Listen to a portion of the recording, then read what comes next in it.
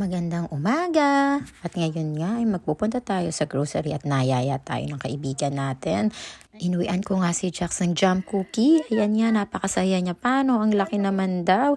Giant nga daw kasi at first time niya makakita. At ngayon, nag-decide ako na magluluto tayo ng pork belly binagoongan. So ito, i-air fry natin siya. Ayan, sprayan natin ng konting oil. Air fryer oil daw ang tawag dyan. Nilagyan ko nga ng pepper and salt yung pork belly natin. At ayan, isasalang na natin. Sige, push.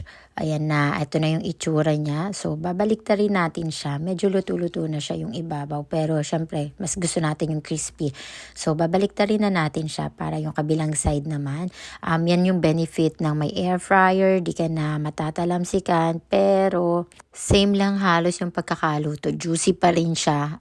Ewan ko, siguro gawa ng oil. Pero juicy pa rin siya.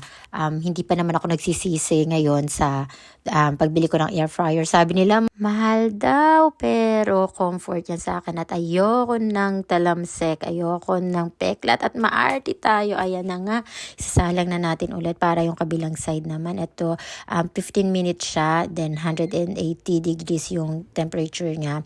At eto nga, iluto na natin yung talong while waiting na maluto yung pork belly natin. Ganun din ba kayo na binababad sa water yung talong? Technique daw yun para hindi magsipsip ng maraming oil. Ayan na nga siya. Medyo tatalamsik siya ng konti. Pero carry lang, at least hindi madaming oil.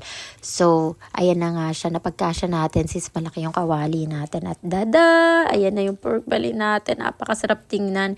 At medyo malapit na nga rin maluto yung talong. At hahanguin na natin itong pork belly. Napakasarap tingnan. At eto na nga yung talong. Hahanguin na nga din natin. At magigisa na tayo ng chopped garlic at ng onion at doon na nga rin tayo sa kawali na pinagprituhan natin ng talong. Carry lang yan para yung lasa ng talong andyan pa din. Lasa ng talong? Sige, ayan na nga. Mekos-mekos lang natin. At eto na nga ang shrimp paste. Wow! Shrimp paste. Bagoong lang naman yan talaga sa atin. Ayan na nga yung itsura niya. At nilagyan ko nga yan ng mabisang chili garlic ng kaibigan ko. Ayan, ilagay na natin yung pork belly.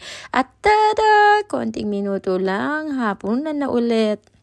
If you like this video, comment below and subscribe. Goodbye.